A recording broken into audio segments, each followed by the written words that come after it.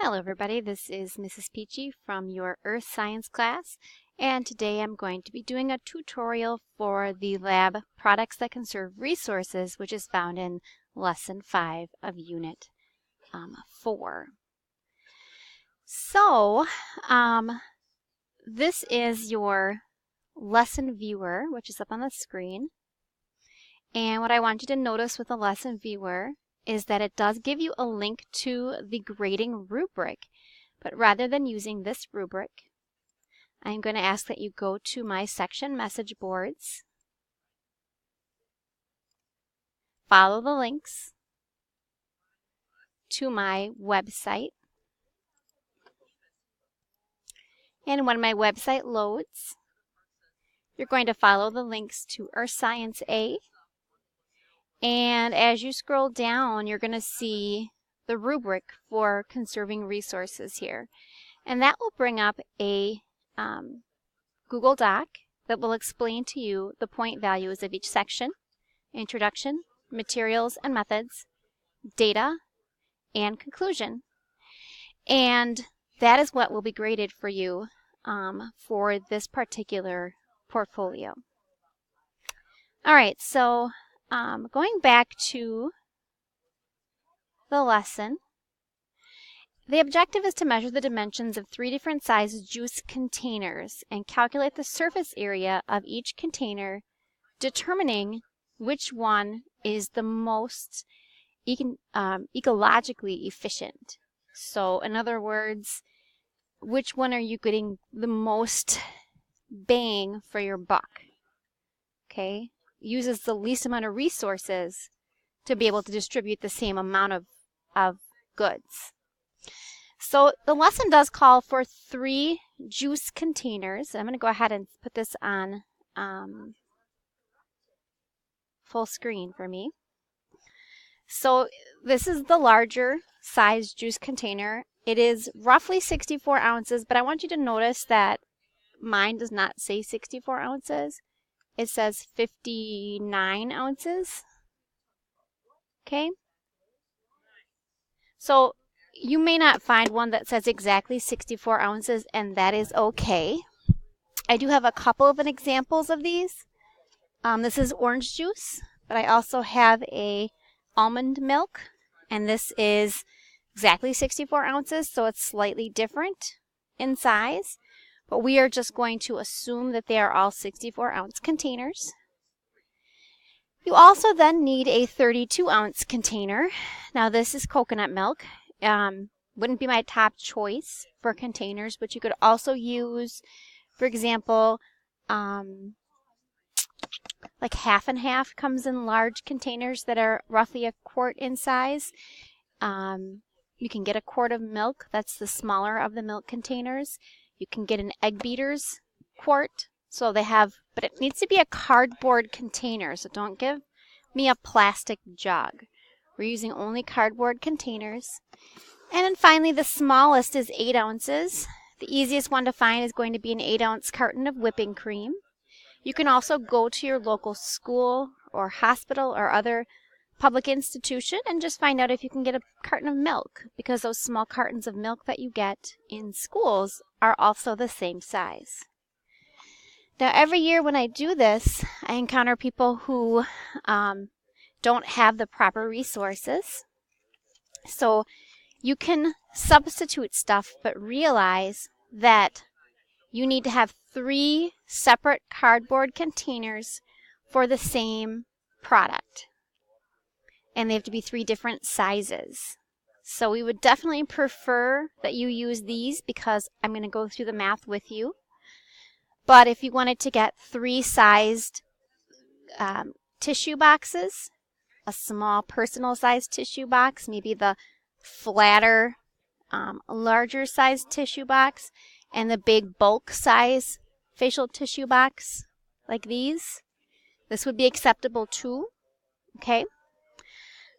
Cereal boxes do work. You can do a family-sized cereal box, a medium-sized cereal box, and one of those little small personal-sized cereal boxes. That would work as well. So those are 2 examples of things that may work, But again, they need to be cardboard containers so that we can break them apart. And they also need to be of the same product. So here we're doing 3 different milk or juice containers. Even though I know they have slightly different products, they're all roughly the same style of container. All right, so as much as I love being on camera, let's move this down here so you don't have to see me anymore.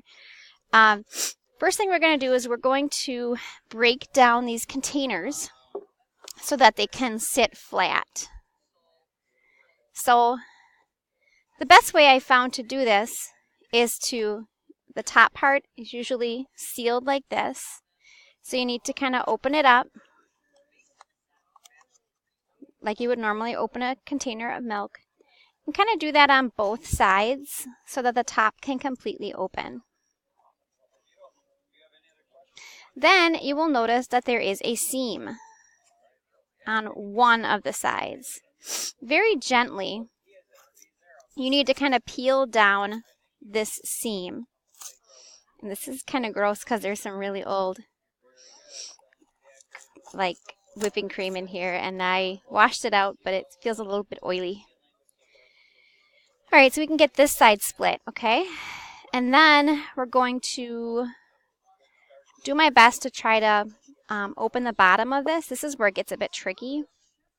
And sometimes it does help if you have something kind of flat, like a credit card or a nail file or something, to kind of pry the bottom here, because that needs to come apart. I'm kind of using this thing to almost cut it. I would not use a knife here, guys, because I just totally would have sliced my finger if I'd have done that. So you want to be able to get your fingers in there, which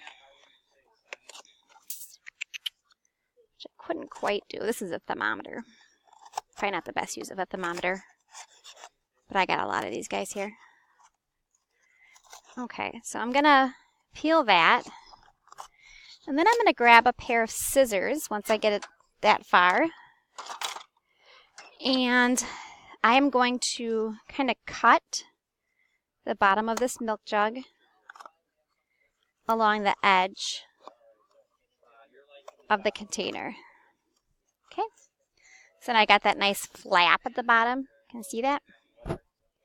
And then finally, I'm just going to cut down one side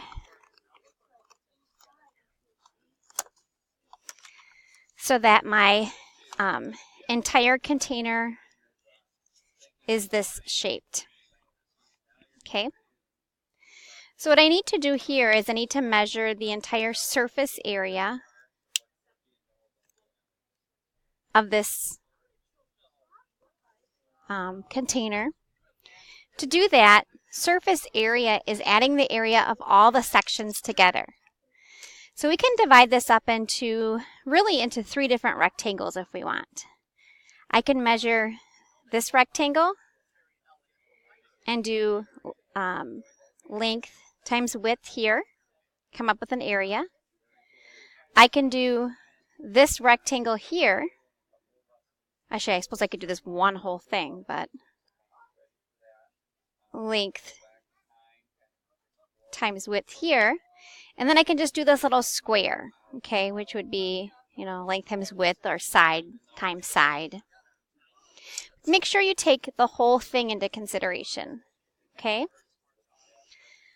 So we're going to use metric side of the ruler. Here we have a length of approximately 14 centimeters, or width or whatever. And here's the length of 10 centimeters. So this gives me an area, length times width, of 140 square centimeters. Okay. And when I do this section, I will get the exact same result, since these are identical.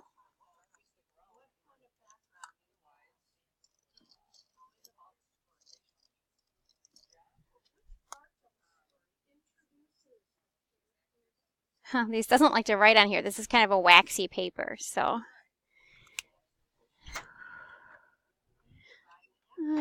And I'll use a dry erase marker and see if that works better. And here we have approximately 7 centimeters by 7 centimeters. That didn't work either. I'll find something to work here. Hang on.